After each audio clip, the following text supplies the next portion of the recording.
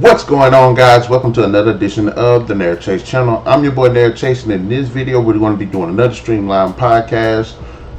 I hope y'all guys like the new setup. I felt that everything was a little bit bare, so we had to end up switching around the office. So now you can see my ton of books that's behind me, my manga, my comic books, my dresser, and that's my deodorant up there. You can see up there. But anyways, so there's been some interesting things that's going on this week. There's some sad things that's going on this week.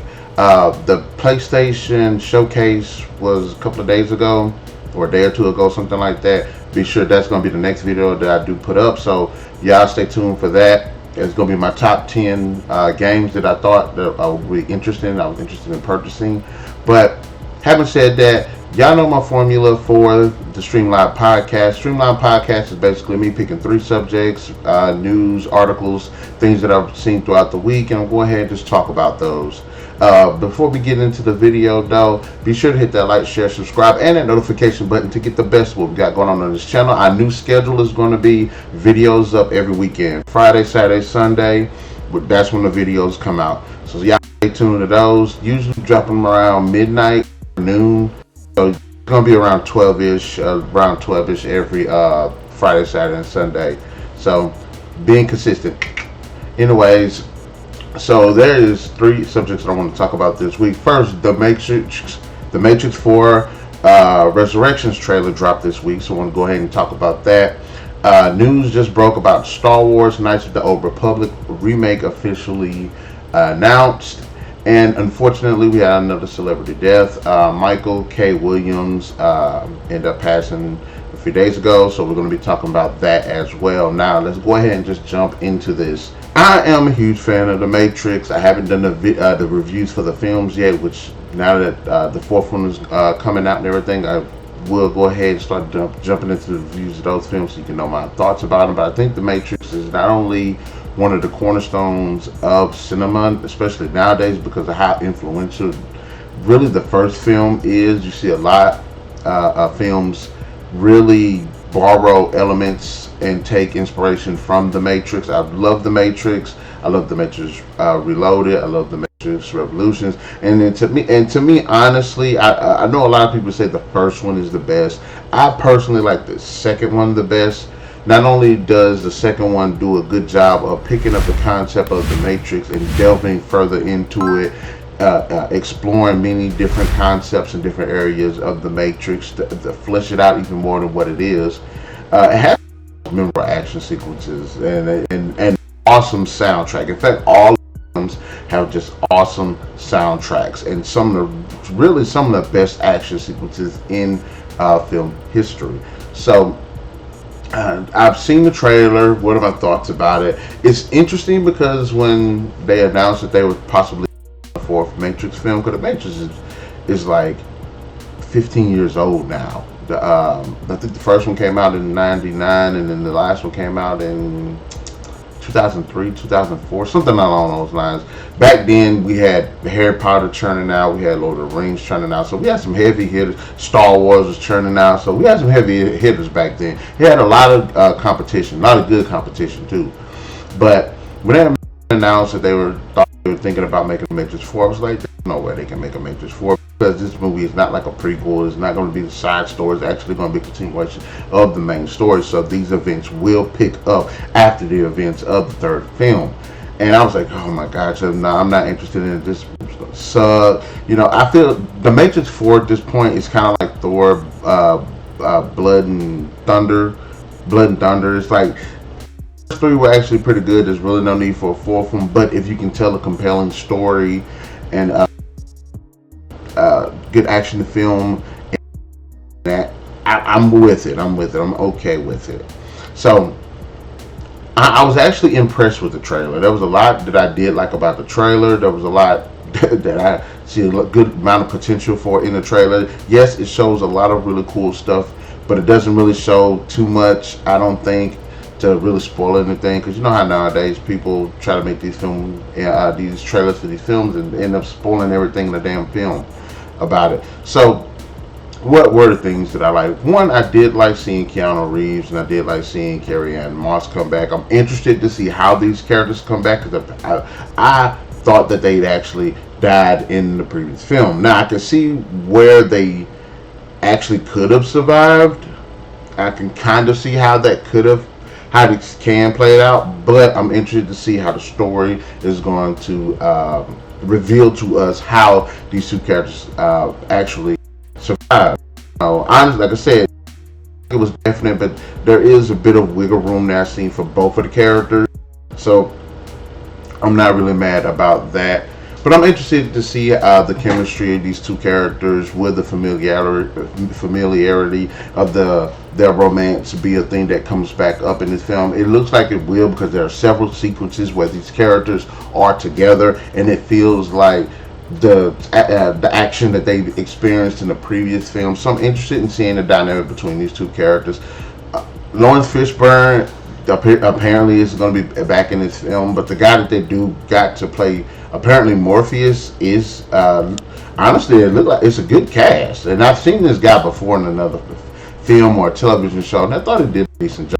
And if you look on appearance wise, he does look like Morpheus, and he even has that same stature of the character. There's one sequence in the film where you see him walking with these two machine guns or Uzis or whatever they were, and he was just firing, and I'm like, that looks like something Lawrence Fishburne had did in the previous films. That walk, the way he seems so casually just doing this stuff, it feels like the character. And I hope he actually pull off the chops, because Morpheus is one of the most like badass leadership type characters in film history. The man's got charisma, the man's got stature, the man's got presence, and I hope that this new actor can actually fulfill that role. He can, because those are some really big shoes to fill. It's like if somebody else played Trinity or somebody else played Neo. That right there is just going to be some really big shoes to actually fill. Now there's a new character, this chick is flipping around and doing a whole lot of wild shit, and I'm interested to see who this character is and what she can do. Now honestly, she kind of looks like one of those weird SJW chicks.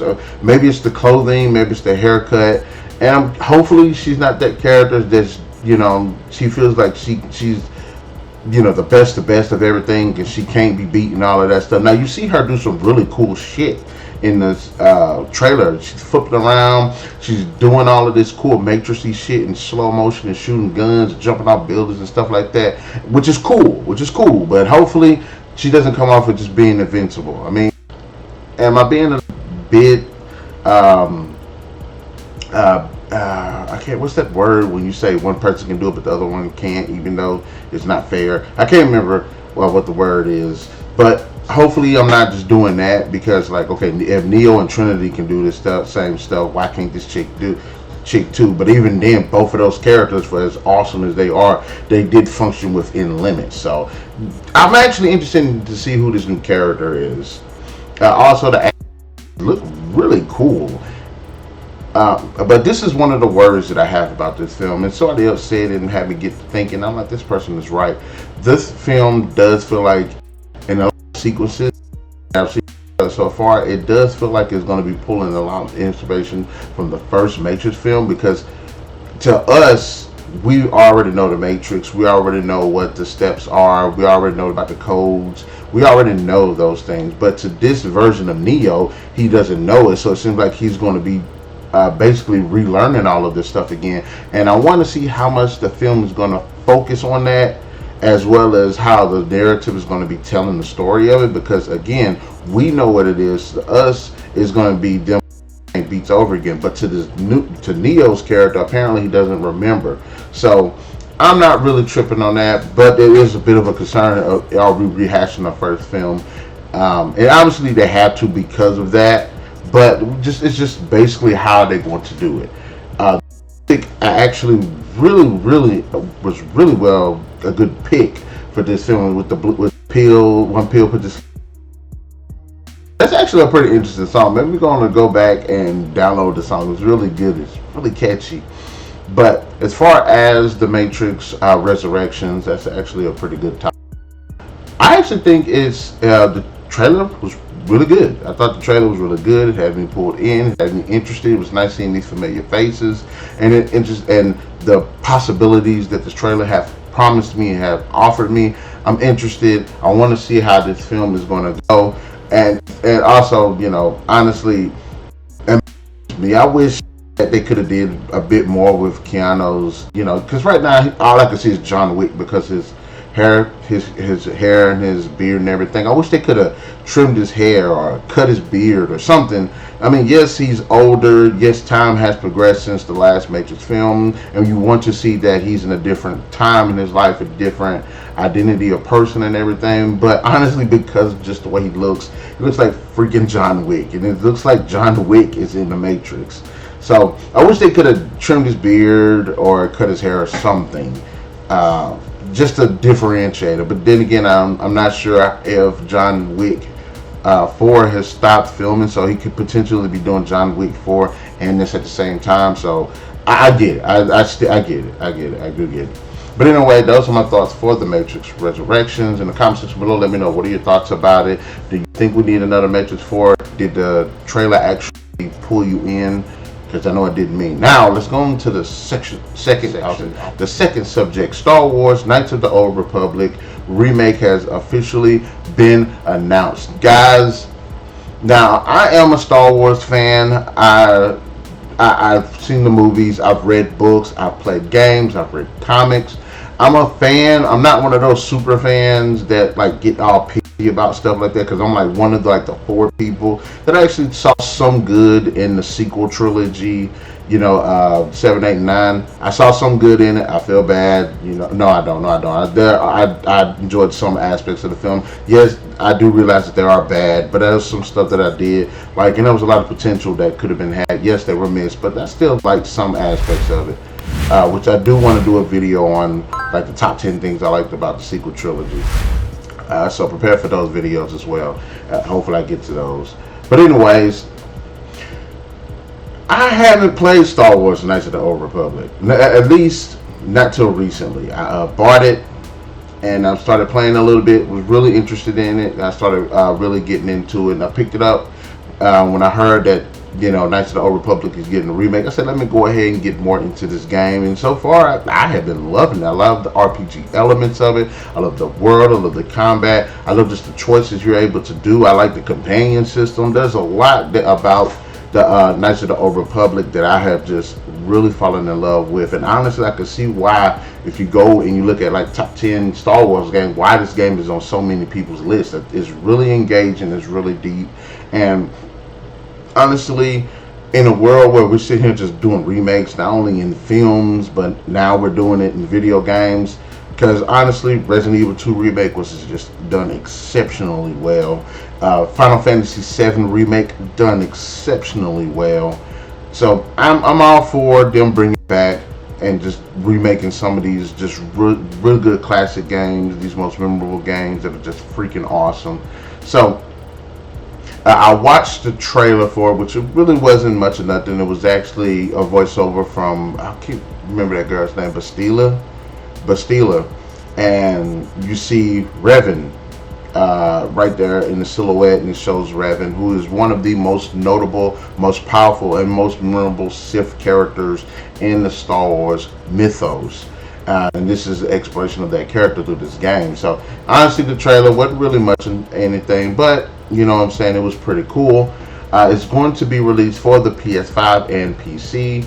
And unfortunately, I don't have a PS5. Honestly, I don't have any, like, I don't give a damn about getting a PS5 right now. I don't care. Like I said, I have a shit ton of games on my other systems. And if I move this dresser right here and I put a shelf up for my games and stuff, it'll be just as filled as these shelves are with these books and manga and comics. So I'm not really in a rush to get it. I'm interested in it, and I am, like I said, through my experiences with the game that I'm playing now, the Knights of the Old Republic original one. Yes, it makes me want to, but I'm not really too big of to go out to go get like a PS5 or anything like that. But I will say this.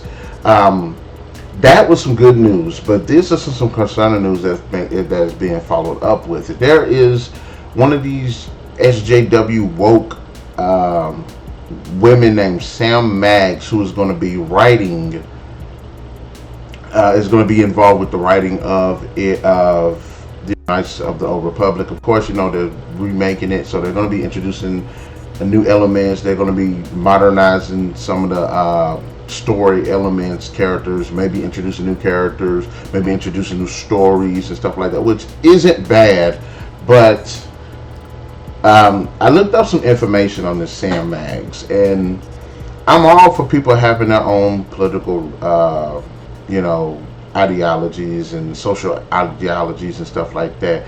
And unfortunately, I think that this might be a mistake, and a lot of people are pissed about this. And I understand why they're pissed about it, because when I went back, I started looking up information about this woman, who this woman is, and everything.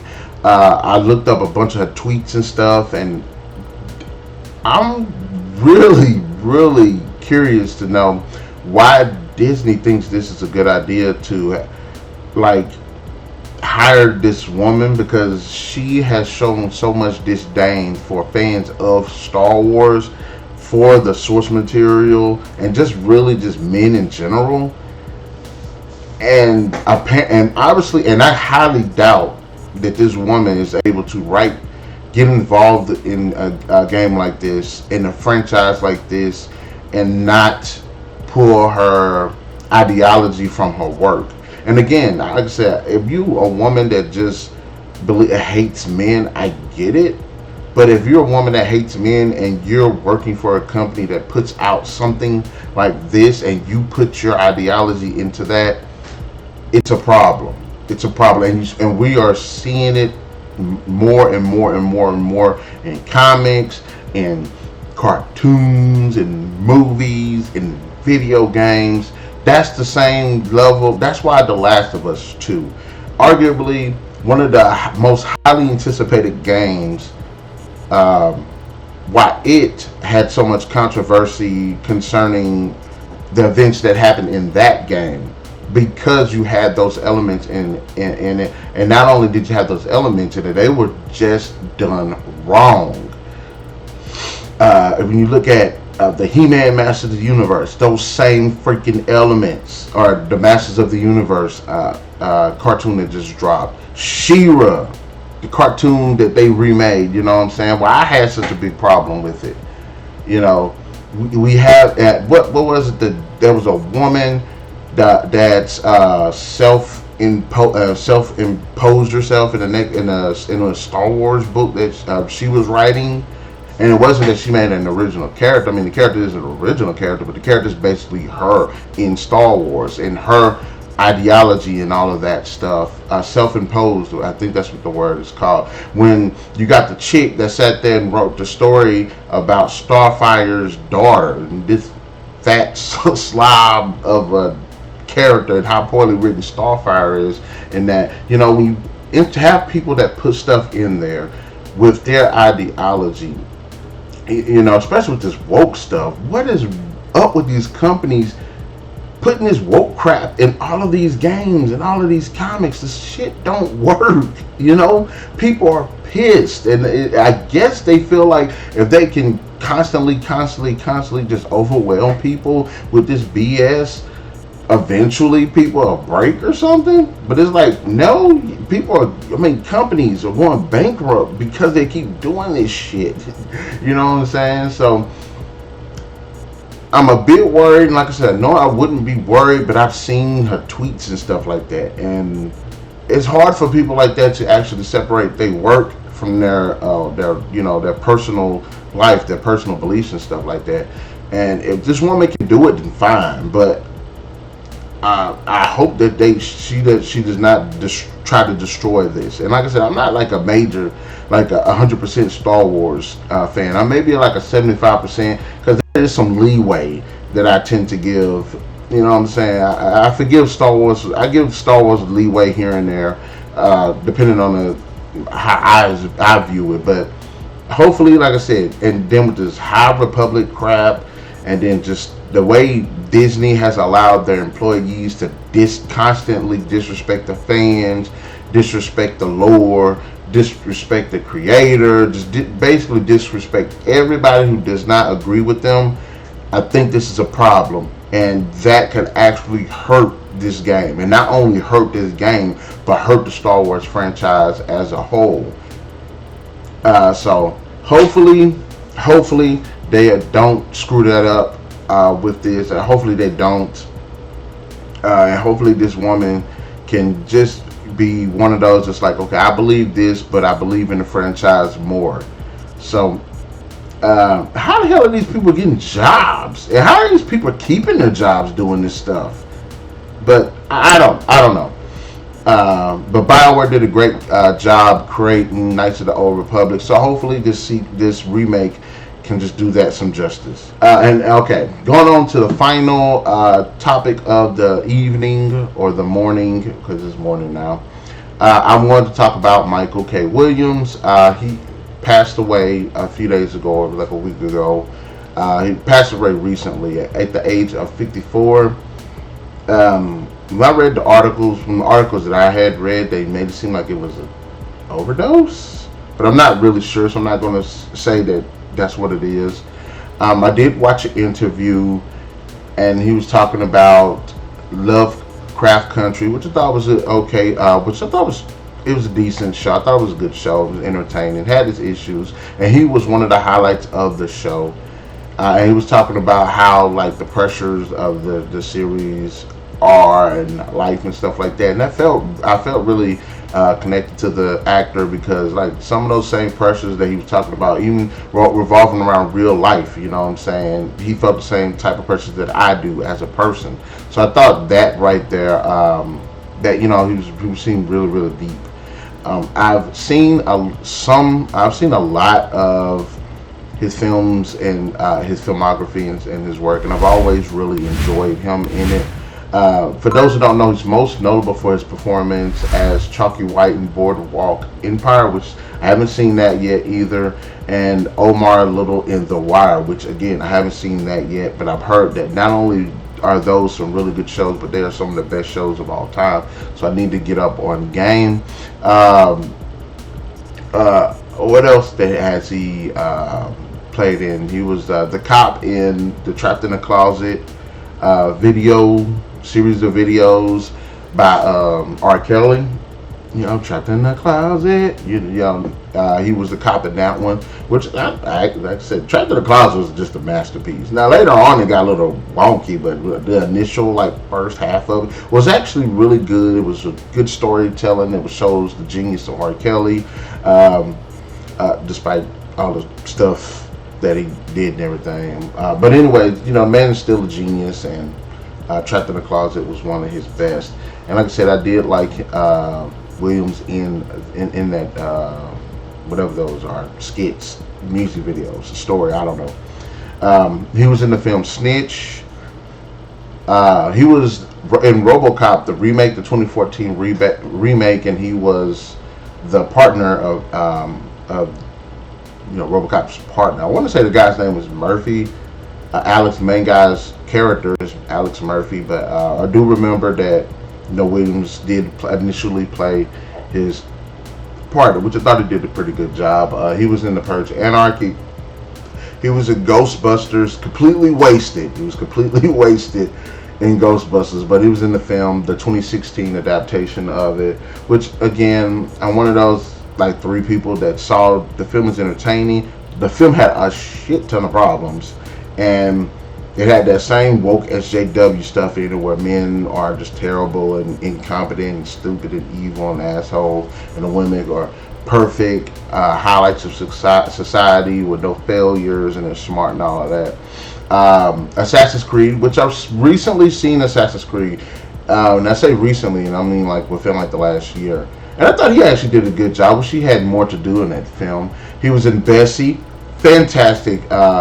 I don't know if that's a TV movie or just a movie, and it has Queen Latifah as its famous singer, and Williams is her husband, and the drama that they're going through as she's becoming more prominent in her career. It's got Monique in it. It's got what's that guy from Next Friday? I don't like him really in comedies, but I love them in the Resident Evil films. He was in Friday and the day. He played Data. I can't remember. Mike Epps. Yeah, Mike Epps is in the film as well. So I really enjoyed that one, and I enjoyed Williams' performance in that film. F is for Family. He played Smokey Greenwood. I'm trying to figure out who Smokey Green. Let me look that up because I feel bad that I do not remember who this guy is. But F is for Family is one of the most. Oh, okay. I remember who he is now. Smokey Greenwood is the guy that hired Frank after Frank ended up getting fired or quitting his job at the airport, and he's this guy that's, I think it was they checked like the snack machines and stuff like that. Was it the snack machines or was it the condom machines? He drove around. He was checking machines. I can't remember exactly which one it was, but I liked him in that. He was really funny in that. He did have a small role in the 2007 I Think I Left My Wife, and he whooped Chris Rock's ass in that movie. I did enjoy him in that, but his most again, I've said it before, Lovecraft Country. I really enjoyed his performance. Now, he showed so much depth. He showed so much range. He was just an all-around, just a standout actor. Had a really good character. There was a lot of really good exploration to the character, and the man just definitely dug in, and he just brought this character to life. And 54 is technically, it's not old. It's actually a good age. You still technically considered young-ish. So, and it goes back to, you never know what somebody's going through in their life. You never know the pain people have. Even though, like I said, he did an exceptional job on screen, you don't know what's going on with the person behind the screen. And again, I'm not sure. I'm not fully 100% sure what happened. I just know that, people have issues and stuff like that. And unfortunately, and it's weird because you like seeing all of these celebrities die and are dying and stuff, and it's not like celebrities are immortal. They're regular people too, and regular people die all the time. So yeah, his talent will be missed. He's a great actor. Hate to see someone pass it, at such a young age. But like I said, the man has done a really good job in cinema, and he won't be forgotten. But I hate to end it off on such a sad note. But I just wanted to sit there and talk about like I said about that because I feel bad because when Sean Connery passed, I ended up doing a video for that one. I never really uploaded it, and Sean Connery is one of my favorite actors. But I just wanted to go ahead and talk about Mr. Williams as well. So, having said that, in the comment section, guys, let me know what are your thoughts about the three subjects today. What are your thoughts about The Matrix, Resurrection, Star Wars, Knights of the Old Republic Remake, and just give me your thoughts about Michael K. Williams' death. In fact, what is your favorite film or performance by this actor? And I'm not going to ramble anymore. But anyways, be sure to hit that like, share, subscribe, and that notification button to get the best of what we got going on this channel. And remember, we're uploading videos on Fridays, Saturdays, Sundays. Every weekend's videos go up, regardless of the reviews, top 10s, whatever. Definitely Streamline. Streamline will be going up possibly at least every Sunday. So stay tuned for those, and we're even thinking about bringing back Breaker Debates. You know how much you guys like those. Anyways, without further ado, we'll definitely catch you guys later. Peace out.